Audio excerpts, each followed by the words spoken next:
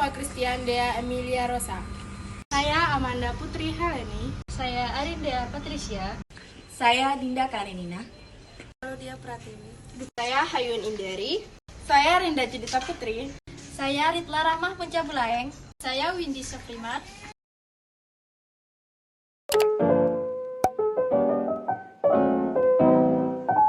Selamat siang adik-adik. Perkenalkan, nama kakak Alfa Christian Dea Emilia Rosa. Di sini kakak akan menjelaskan tentang contoh usaha mencegah anti korupsi. Nah, di sini korupsi yaitu tindakan yang dilakukan untuk bertujuan keuntungan yang bertentangan dengan tugas dan hak orang lain. Tindakan korupsi dapat menimbulkan kerugian besar. Orang yang berkorupsi biasanya digunakan untuk memuaskan diri sendiri tanpa memperdulikan keadaan orang lain. Nah, di sini ada contoh poster mengenai tentang contoh mencegah anti korupsi. Jelas? Sekian materi kakak. Kakak akhiri, selamat siang.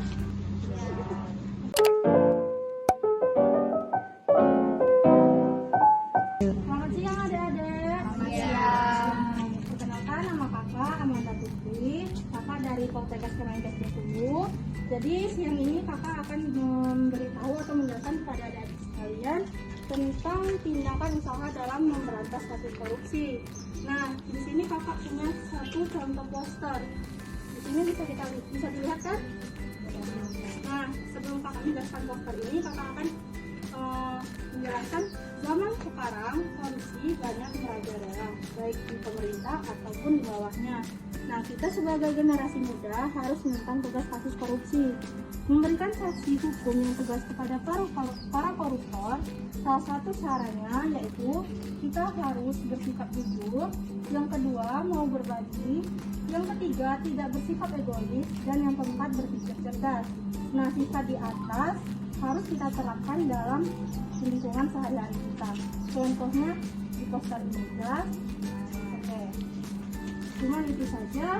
Kakak akhiri. Wassalamualaikum warahmatullahi wabarakatuh. Waalaikumsalam warahmatullahi wabarakatuh.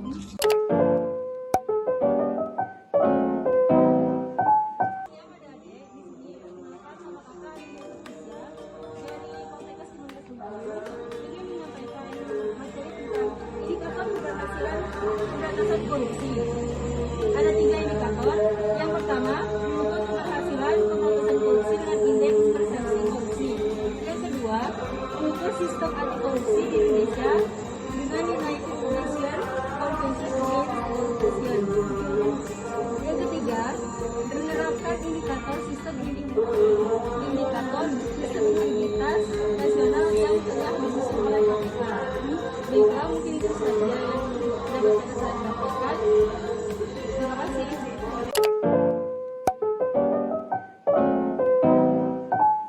Assalamualaikum adik-adik. Kenalkan, nama kakak Dinda Karenina.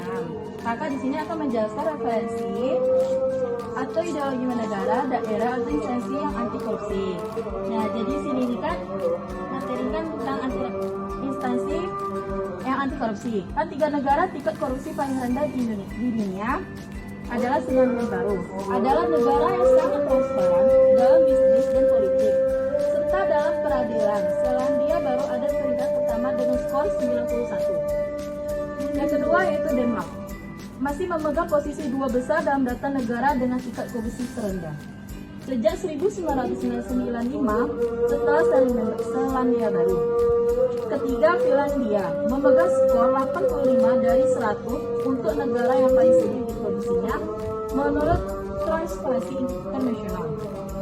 Terima kasih, itulah tentang materi kakak. Assalamualaikum warahmatullahi wabarakatuh. Waalaikumsalam warahmatullahi wabarakatuh. Adik.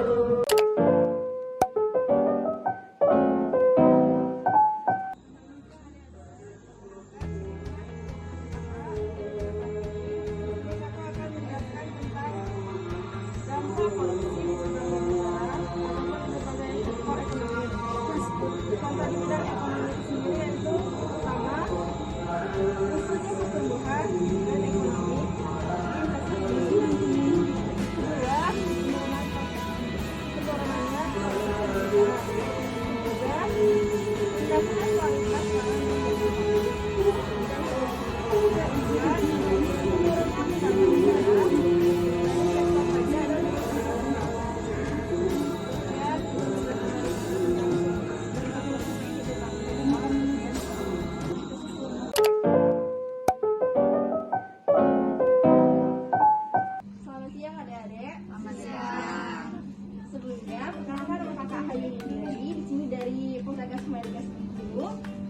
jurusan analis kesehatan prodi D3 laboratorium.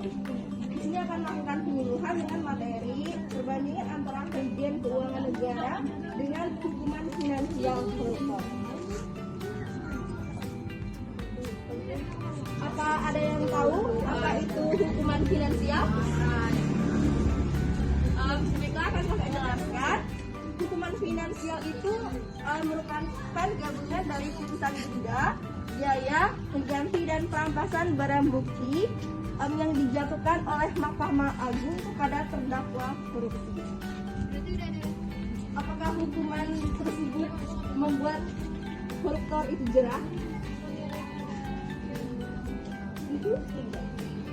Mengapa?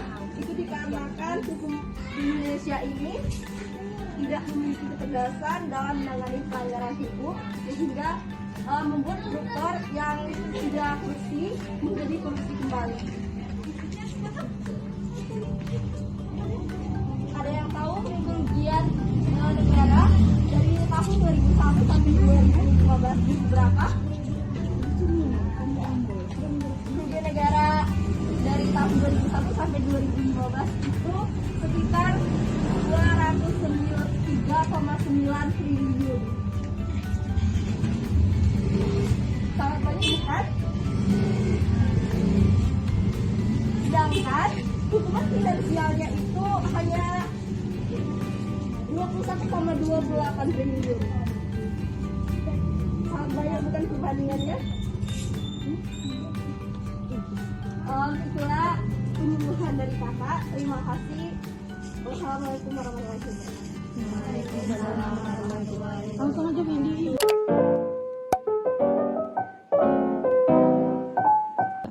Halo adik-adik semua, selamat siang. Perkenalkan Dek, saya Ridwan Mahfud Cerdai dari Poltekkes Kemenkes Bengkulu. Di sini kakak akan melakukan penyuluhan sedikit dengan adik-adik mengenai unsur-unsur biaya sosial korupsi. Nah di sini sebenarnya kakak ada bahan nih untuk ditengok-tengok.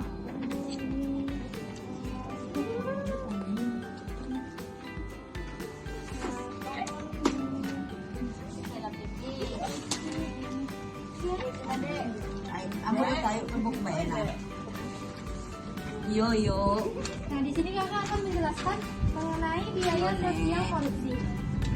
Biaya sosial korupsi atau disebut biaya sosial kejahatan dihitung dari 3 hal, yaitu antisipasi kejahatan, biaya akibat kejahatan, dan biaya reaksi terhadap kejahatan. Maka, nilai kerugian negara merupakan biaya sosial eksplisit. Dalam hal ini adalah bahaya akibat korupsi. Biaya sosial akibat korupsi diantara lain yang pertama ada biaya penegakan hukum, yang kedua ada pencegahan korupsi, yang ketiga biaya penahanan dan biaya penjara, yang terakhir biaya pengadilan serta biaya jaksa. Nah, selanjutnya ada skema biaya korupsi.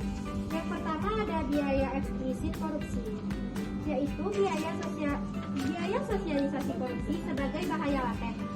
Nah, yang kedua ada bahaya antisipasi terhadap korupsi.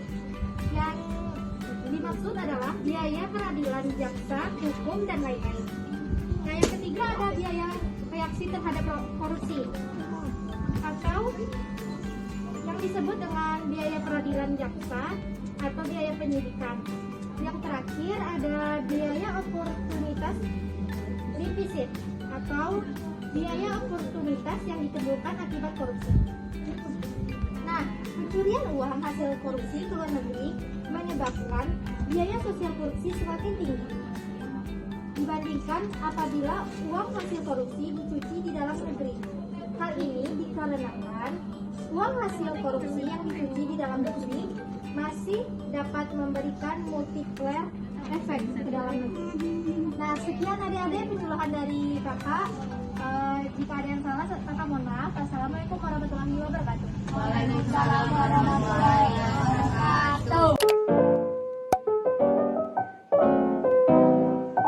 Adik-adik, perkenalkan kakak Renda Junita Putri dari Poltekkes Kemenkes Bengkulu. Baiklah, di sini kakak akan menyampaikan sedikit pemahaman tentang hubungan dampak korupsi dan biaya sosial korupsi. Ada yang tahu apa itu korupsi ya? Tahu apa? Bisa ada yang bisa jawab? Ada hadiah dari kakak nanti deh. Duit mak. Ada yang tahu dampak dari korupsi? Kalau gaji obat dapat nih ikut mak. Hah? Iya kan? Sedikit lagi, kurang tepat. Ada deh yang Salah lain? kau tuh. Baiklah, di sini kakak akan menjelaskan dampak dari korupsi. Dampak dari korupsi itu terdapat pelayanan kesehatan yang mahal. Sekarang banyak orang yang berobat bayar kan dek, mahal kan dek. Lalu ada biaya pendidikan yang mahal, banyak anak-anak yang tidak sekolah karena biaya pendidikan yang sangat mahal. Terus kemiskinan yang meningkat sehingga besaran pajaknya juga naik dek. Dampak tersebut disebabkan karena terjadinya misalokasi sumber daya yang seharusnya dapat digunakan untuk pemenuhan kebutuhan masyarakat. Biaya yang dikeluarkan dari dampak korupsi itulah yang disebut dengan biaya sosial korupsi. Di sini dek. Di sini ada gambar orang sedang megang duit kan dek. Nah, ditahan sama aparat kepolisian.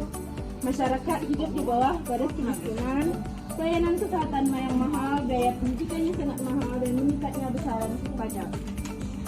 Ada yang perlu ditanyakan dek? Pernah nanya. Tidak ada? Apa sudah paham? Mungkin itu saja. Terima kasih dek.